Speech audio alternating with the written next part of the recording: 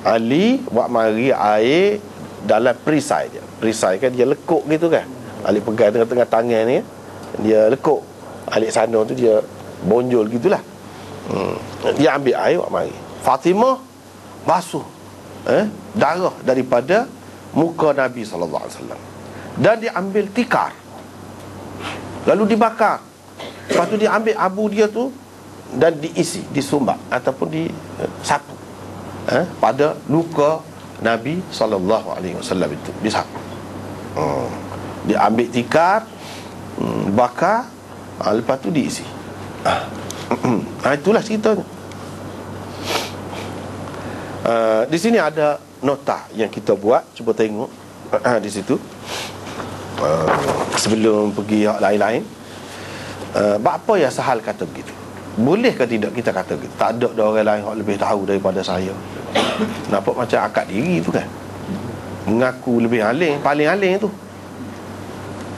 Tapi di sini dia nak ayat berhubung dengan perkara ni, hak lebih tahu. Tapi kalau memang sungguh lagu tu, tak apa, tak apa, tidak salah. Kita royak ke orang kita memang tahu, tak ada orang lebih tahu. Kalau memang sungguh, tak apa. Cumanya kena beringat sikit lah, kita orang biasa ni takut-takut jadi telajak. Sebab itulah pengajaran kan Nabi Musa tu pun kena dah. Nabi Musa tu pun kan dulu kita sudah jumpa dah. Nabi Musa tu, bila orang tanya siapa dia paling alim, dia kata saya. Tuhan tak kena.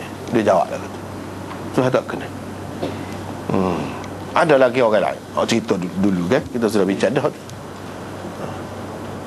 Kesimpulannya tak boleh mudah-mudah lah kita nak kata gitu. Tapi kalau kita pasti macam hak ni, apa yang dia kata gitu? Cuba kita tengok 145.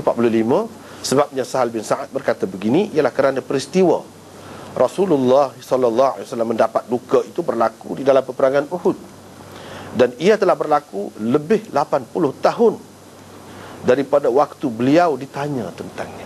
Orang tanya ni 80 tahun kemudian peristiwa tu. Sahal adalah sahabat Rasulullah SAW yang terakhir mati di Madinah. Munasabahlah. Kalau dia kata tak ada dah orang lain, dia tahu dah. Hak nak tahu benda ni sahabat. Kalau tahu pun tahu daripada sahabat yang lain, tidak lebih. Hak tahu ikuti peristiwa tu sendiri, mati dah. Mati. Dia ni hak akhir. Beliau wafat pada tahun 91 Hijrah ketika berumur 100 tahun. Sahal bin Sa'ad umur 100 tahun. Para ulama hadis telah meriwayatkan 138 hadis daripada beliau. Imam Bukhari meriwayatkan daripada beliau di dalam sahihnya ini sebanyak 39 hadis. Itu faedah berkenalan sedikit dengan perawi. Perawi di kalangan sahabat ni. Dia kata tiada siapa pun di kalangan sahabat yang tinggal, yakni masih hidup, lebih mengetahui tentangnya daripada saya. Tak apa kata kita. Tak apa. Tengok nota yang kedua. Antara pengajaran yang dapat diambil daripada hadis ini ialah, banyak pengajaran yang nampak gitu pun. Yang pertama, seseorang perempuan boleh bersentuh-sentuhan kulit dengan ayah dan mahramnya yang lain. Tu dapat kita buat kesimpulan. Lepas tu kalau Imam Ahmad kata biar ke dia lah, biar ke dia lah. Dia tak tahu kan dia ni, ikut dia lah, biar ke dia. Dia orang besar, dia kita nak tepuh dia main-main tak boleh. Dia pegang dengan aula mastumun nisa, an-nisa tu masuk belakang. Nak mana? Memang Imam Ahmad ni kadang-kadang dia lebih zahir, pakai zahir. Biar ke dia. Tapi orang lain pakai ni. Orang ni lebih kemah sebab kita ada hujah. Ni lah hujah.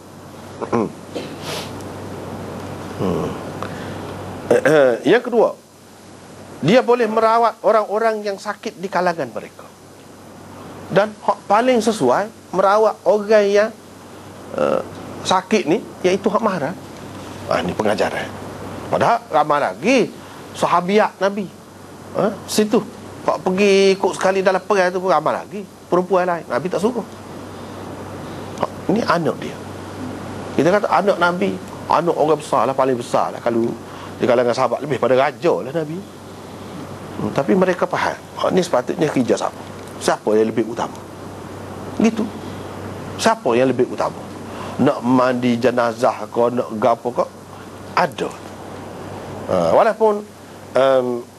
Walaupun mengikut Imam Bukhari lah, tak batal air semaya. Tak batal air semaya. Mengikut Imam Bukhari tak batal air semaya. Tapi kalau bersentuh dengan orang lain pun, sebab Imam Abu Hanifah bersentuh dengan orang lain, kalau tak kira tak apalah. Mengikut Imam Bukhari, Nabi SAW ni kira tak batal lah bersentuh bagi dia. Bersentuh dengan perempuan. Kalau dia nak suruh orang lain pun boleh. Tapi tidak berlaku begitu. Menunjukkan hak lebih utamanya iaitu mahram, anak, cucu, anak saudara, bini. Tu orang kata. Di sini anak. Hak tu yang paling sesuai. Paling sesuai. Tetapi kan bukan semua orang ni ada anak perempuan. Kalau ada pun bukan semua anak tu dia ada sekali dengan dia semua.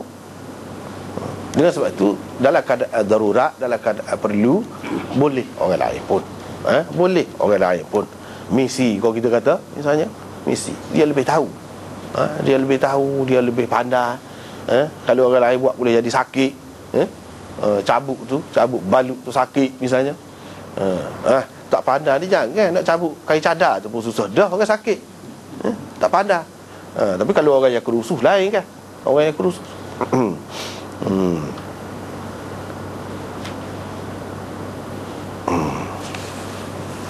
Yang ketiga, hadis ini merupakan salah satu bukti tentang keharusan dan keperluan berubat. Jika Nabi SAW sendiri telah berubat apabila mendapat luka, maka orang-orang lain lebih-lebih lagi lah memerlukannya. Ini masyru' berubat ni, mendapat rawatan, menghilangkan penyakit, kesakitan. Itu adalah syariat Islam, mengikut syariat Islam. Tidak bercanggah. Kalau Nabi sendiri pun orang comor tu dia tak apa. Dia biarkan, maknanya dia tak apalah tu. Kalau tak boleh berubat, kita nak kata tidak bertawakal. Siapa dia lebih tawakal daripada Nabi? Nabi pun berubat. Dan dia berubat tidak semestinya sendiri. Tidak semestinya sendiri. Orang lain. Nabi SAW kalau dalam masalah bomo-bomo ni kan, dia lebih utama orang lain. Dia pergi dengan dia kata lagu tu dalam hadis. Dan tidak semestinya daripada dia. Dia suruh ajar kata dia tu bomo, kena ketik kau binatang-binatang bisa ni. Nabi suruh. Boleh lagu tu. Menunjukkan dari segi rawatan, dari segi berubat ni bukan kerja utama Nabi mari dalam dunia. Kalau orang lain buat pun tak apa, dia sudah tunjuk dah, royak dah gitu.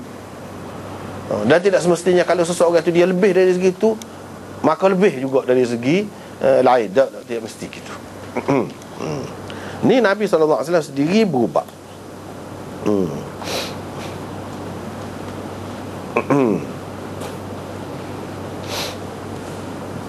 Ia juga menunjukkan yang keempat, ia juga menunjukkan keharusan berubat menggunakan abu tikar untuk menghentikan pendarahan. Boleh. Walaupun kita nampak kotor pun kalau ia bagus, dah tak ada hal lain. Kalau ada hal lain, ambil hal lain lah. Hak siap dah. Bukan sebab mau ubat ni siap. Kita ada semua keadaan.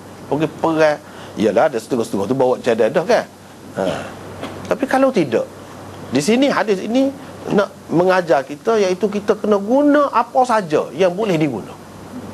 Tak apa untuk berubat. Jangan kira nanti ubat di farmasi saja. Dengan sebab itu kita kata sistem perubatan moden ni bagus. Banyak dia pun maju dari segi ubat ke apa siap banyak kan. Tapi keadaan kita ni bukan semua dalam keadaan mudah. Duduk bandar boleh pergi farmasi semua. Kalau tiba-tiba, dengan sebab itu molek juga perubatan macam naturopathy, macam Yunani, yang mana dia guna ubat-ubat ni semula jadi ni, tanah, air, guna abu, kau apa lah, buah-buah kau binatang kau guna. Kalau kita, dia kena reti juga tu. Sebab ada ketikanya. Tapi kadang-kala doktor pun dia belajar hak tu kan, dia sekat tu lah. Dia tak belajar. Sepatutnya kita ni waktu kita, saya pun sebenarnya sedih tengok kita ni mundur, jauh ke belakang.